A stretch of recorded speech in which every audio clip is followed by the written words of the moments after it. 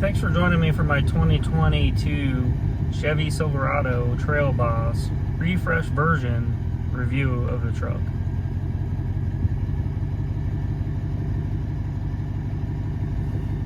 I've tried to actually film this a couple different ways. I tried filming it like at night. If you seen the actual digital dash that I did, that one came out really well. I've done this in the day. You can obviously see the reflection, and this is obviously the best way that I'm gonna be able to get through this with you guys. So please bear with me with the reflection. I know it exists. I'm not really sure how else to get rid of that. I've tried several different methods. Record this later in the evenings and in the daytime. Anyway, with that, let's just get rolling through here. So on the screen, you can see the screen's a fairly large screen, which I really like. Up here in the top left corner, you have your Google Assistant. And then you have different users and notifications. So you have a notification bell. You can select different users and set up different users to utilize the truck. And then over here, you can see this is my onboard Wi-Fi signal. It's connected to my phone. And then you have your 4G LTE connection over here, along with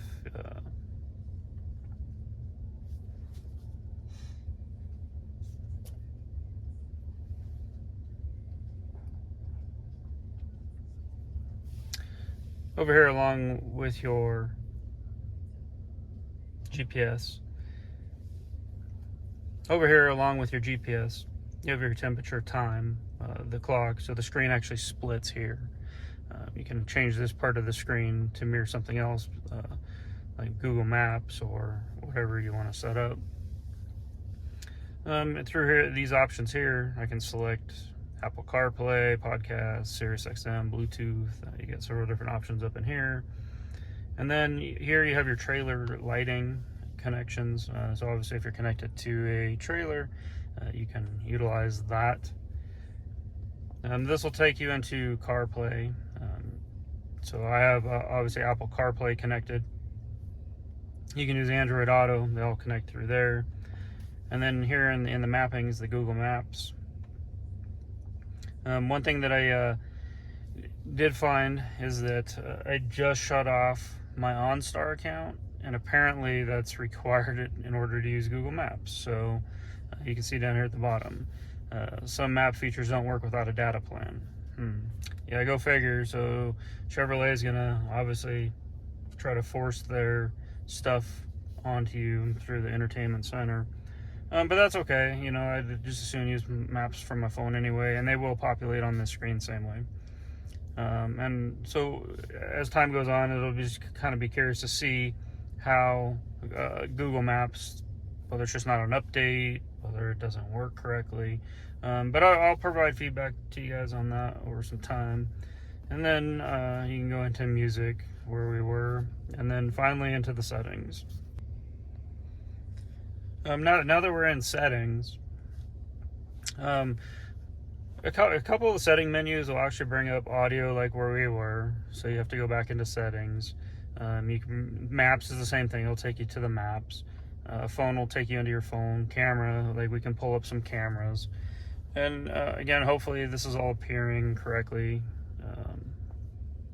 You can go into the Google Assistant Play Store, Apple CarPlay, which I'm connected to. Again, we already touched on the trailer lights. The climate, I'm off, but if I went to climate, it would actually pull up the digital climate controls on the screen instead of using the ones down here on the bottom of the screen. And then we can go into the settings and through connections, it just shows your phones, your Wi-Fi networks, the hotspots, stuff like that. And then the vehicle settings are actually pretty cool. You have a teen driver, the rear seat reminder. I don't need that. Like I know I don't have small children, and I don't need to be reminded that something's in the rear seat every time. So I'm glad they do give you that as an option to turn off. Same thing with buckling your seatbelt, buckle to drive. I know how to buckle my seatbelt. And then climate, air quality. You see the auto heated seats, auto defog, and the rear defog. You can use those, and I just like having those settings available. One thing that's super nice that I've really enjoyed in this truck is the auto heated seats, the auto heated steering wheel. I find them to be really beneficial. Collision detection systems, you have the automatic emergency braking and the pedestrian braking. If you want to change those, you can turn them off to alert, and brake. One of the things I really like about the menus here is that it actually provides you with an explanation of what the settings are, so you're not having to constantly refer to your owner's manual. So that is actually something that I really like. And then if we go and just keep going through the menus, comfort and convenience, you got the chime volume. The chime, you can see you can't really turn it down any further than that. I wish they would allow you to turn that down a little bit more. I hear pretty well. Maybe some people don't, and you'd want to actually turn that up higher. But that's one of the things that I wish they wouldn't just cap at that point right here. So, and then that's all there. And then in lighting, you have vehicle locator lights. I don't need that. You can change your exit lighting up to like 120 seconds. So that's pretty cool if you want to change that for some reason. Your power door locks, the auto door locks, delayed door locks. You can come in and change all these settings. You have the remote unlock and start. You have the light feedback, which I don't use. And then the lock feedback, lights only. You can change any of these settings, light and horn off. So they do give you the ability to change some stuff in here, which is really cool. The remote start auto heated seats, which I already touched on. The remote window operation. For whatever reason, these come like turned off from the factory. I wish they were actually more turned on. More of a demo. They could demo that for you. I think it's just kind of extra selling points, but for whatever reason, they do turn them off. So unless you really know about the window operation, and you can do that through your remote, and then you just kind of click a couple times, push and hold, and then it rolls down all 4 windows. The only bad part is you can't roll them back up. And I've had it one time where I was kind of messing around, and I had a key fob in my pocket, and apparently I pushed and held that, came outside, my windows were down. So I mean, there is that as well. You have the passive door locks on all doors, or you can choose what you want. The remote left in vehicle alert, I have that enabled. All that does is if you leave the key fob in and you close the driver's door and get out, it'll alert you with a little horn honk saying, hey, remote's left in vehicle.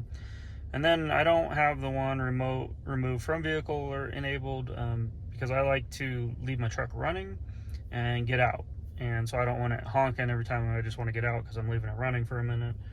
I do lock the truck when I get out, but I noticed the one thing that you can't do is you can't use the button that is on the door handle to lock, but you can use your key fob to lock it while it is running. So that is pretty nice.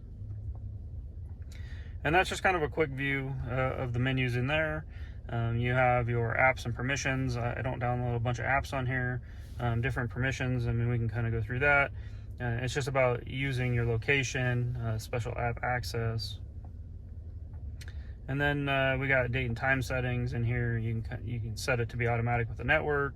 I'm kind of curious to see now that I've disabled the OnStar, if that's going to actually do that, or if I'm going to have to manually update that. But I'll provide you guys with some info back on that. And then your display. You can do the day mode, auto, or night. You can turn your display off if you really want to, completely off. And then you have sounds. Just not much in this menu. The audible touch feedback, which I know you guys probably can't hear on the video. It's just like a little soft click. And then, like I said, into users, and you can create multiple users for the vehicle, whatever you need to be able to use. So that's just kind of the quick overview of the refresh version and the big screen that you get, along with the digital dash. So if you haven't seen that one, head over there, check that out. The digital dash is pretty cool. And then stay tuned for the additional modifications that are coming your guys' way.